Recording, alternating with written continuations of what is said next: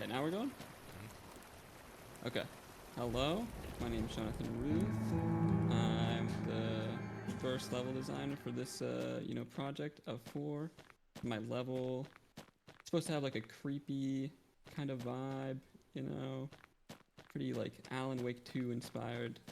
That was kind of the idea. Over here, you'll see this pretty creepy chapel and a graveyard next to it. You can actually open the graveyard gate. It's got some cool sound effects, you know. Yeah, creepy vibes. There's also sound effects you can hear and stuff, pretty cool. Here's the chapel, automatically opens, pretty creepy. We got a chair, wonder who sits there. See what happens here? Oh, no way. That's what we call a valve right there. So the player can't backtrack. Here we have some very cool gameplay. We jump up here, right? And we get to drop down. And now it's really dark. So here we have like a little basement bunker type thing. We have a key over here that we use to get out of here. Boom, easy. Here is a city kind of area with a highway. So this is like, yeah, it has hanging trucks and stuff, pretty cool. They were supposed to be, they're supposed to look like eyes and stuff, but it's not dark enough for that. But I think it still has a pretty cool effect. Anyway, that was my level. Next up is Thomas's level, so there you go. Take it away, buddy.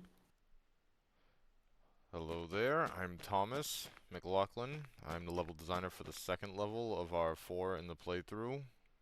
My level is sort of Drake's Uncharted inspired, where it's all naturistic and kind of deep in the woods out in the middle of nowhere. I tried to add a lot of scenery and at the same time, funnel people around with the trees so that they kind of knew where they had to go. You come to this point of the ledge, you got a really good view of the rest of the level, large structures in the background, and only kind of one safe way to go, which is, down these rocks. These rocks lead to a valve down at the bottom as well, where you end up falling off of them and you have no way to get back up. The rocks themselves also lead kind of as breadcrumbs. In the sense that you kind of just keep seeing them. I didn't want to add too much scenery and things going on, so that they take away from the actual pathing of the rocks. The stepping stones here add a bit of a challenge, an interactive obstacle. Knowingly, you probably don't want to fall in the water. People can kind of just infer that it is going to be death if you do. I almost, yep. Oh, we fell, but we're good. The ledge jumps kind of hidden, but they look a little off place, so people can kind of pick out which way to go. You get some more challenging jumps in here that make the player feel more satisfied that they've completed a jump. A lot of the level was kind of meant to be very scenic and, beautiful to look at while using the assets that we had at our disposal, but still at the same time incorporating a lot of the verticality of the actual core gameplay. Not to mention, people tend to like parkour, so we try to include a lot of it, while also keeping the player on track. You can't really go anywhere else. I've surrounded a lot of stuff with water and mountains so that you know which direction you have to go. The level length in total should be shortened. We went a little bit too long with it originally for the idea, but as long as you kind of know what you're doing, you can streamline through it. There's a lot of extra ways that you can go and explore. There's some secrets to be found in terms of chests and hidden pathways, but, the main path is the main path. It's the only way to actually push forward, so eventually you will find it. Not that it's too badly hidden. There's a lot of challenge in this. At this point here, you can see the interactables here. We got rocks that we got to try and just clear out. You're going to come here and spam E until all the rocks turn on their physics and get pushed out of the way. A lot of fun, We come into the breathtaking area. This is more like the climax area where you're looking up and you just see this absolutely expansive cavern where you gotta try. You see ahead. You see all your obstacles that you have to climb. You're really still again pushed one way. If you do want to explore a little bit, you see that there's side paths and there's a hidden chest in the side. They are all over the place. Keep things interesting. A lot of these jumps are hard jumps. Not for the faint of heart.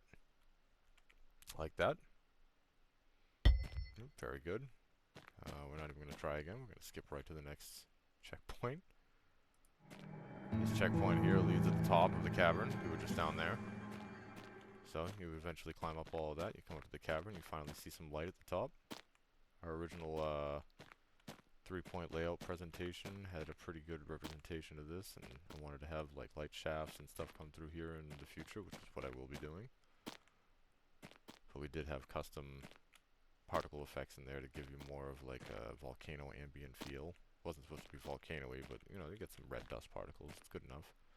Now you've climbed out of the hole. You've come like to the summit of the mountain. You see some more trees. We're getting back into vegetation again. You know that you're kind of coming into an area that's a little more explored. You see a bridge. You see some more man-made structures. You know you're heading in the right direction. Man-made structures lead to another chest in the distance. We cross our bridge. We come down to what used to be maybe a path or a road. Very, you know, hundreds of years in the past of civilization kind of feel. We follow a road all the way down. In the distance, you can kind of see what looks like a town. You get into the town, and you notice it's pretty abandoned. It is pretty abandoned. I did want to find some more abandoned-looking buildings. These will definitely do, but I got the feel out of it. You look at it, the player immediately notices that, hey, this is pretty dilapidated and falling apart. There was once something here. You can run around, look in some of the buildings, see some stuff, but eventually you come to this open area and you see what's over here. Over here would be the start of our third designer, Anthony Hellman. Hi, I'm Anthony Hellman, and this is the start to my level. So the beginning of it is a small maze with maze of trees. There's multiple areas that you can go through to go in between the trees to go to the next area. And I wanted to go to like a swarmed forest vibe to it. Here we have some rocks to climb up. Go to the next area. And I wanted to have like almost a small transition area to the end stage of it, if you will. And at the end of it, you have like a small oasis where the level is getting swallowed up by sand. And I made it so it just kind of flows seamlessly with anything that could go. And the next level designer will be Billy Hicks.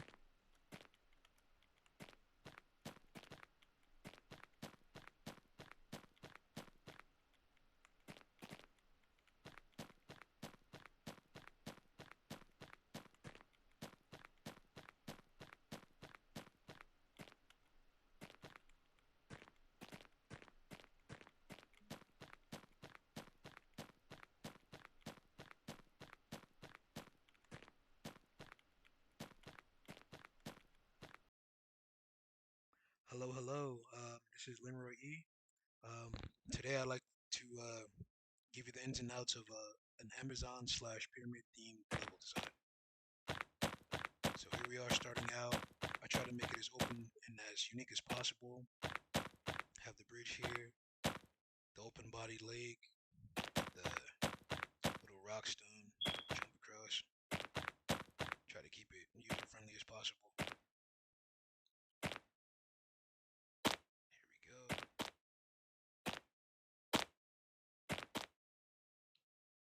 And we made it to the cliff. Over here you can see the trees are a little bit more lush as we jump down. Have the waterfall. Playing skip rock. Yeah. Here's a part of the Amazon forest. I try to make it a little bit as detailed as I could while I was low on time, so I could only work with what I had. Try to make it included as possible. All together.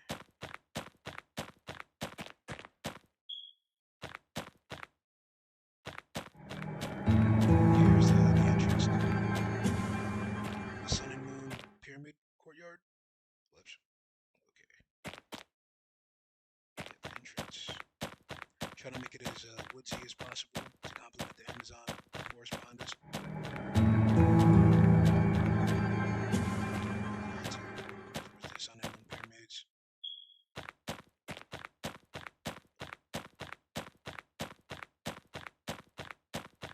Again, I was low on time, so I tried to make it as detailed as I possibly could.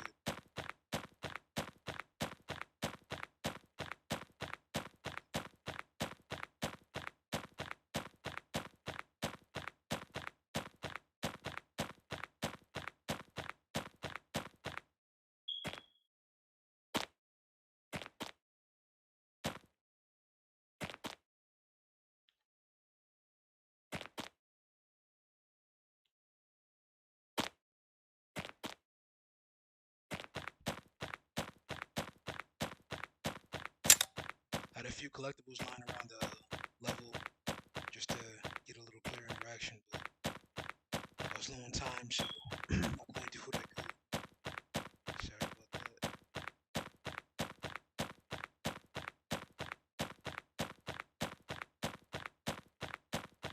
It was really hard finding like sand type textures and materials because I could have done stream experiments better. I can only use what I had and do but so much. Here we have the Moon Pyramid. We just passed.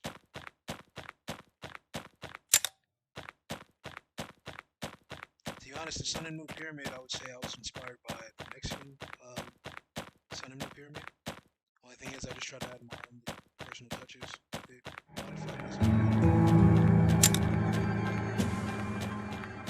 And here's the end of my level. With this, I tried to be as flashy as possible. Not flashy, but just I don't know, try to cater to the end of my level as much as I could. Going into an open forest, have the sun kind of like beam into the forest as we walk through. Pretty spacious.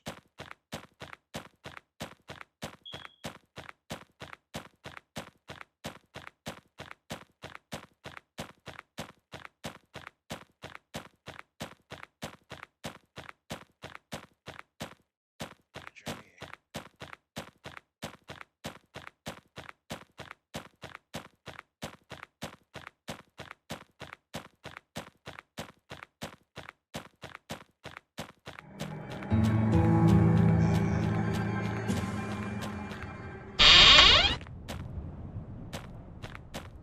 Team highlight, baby.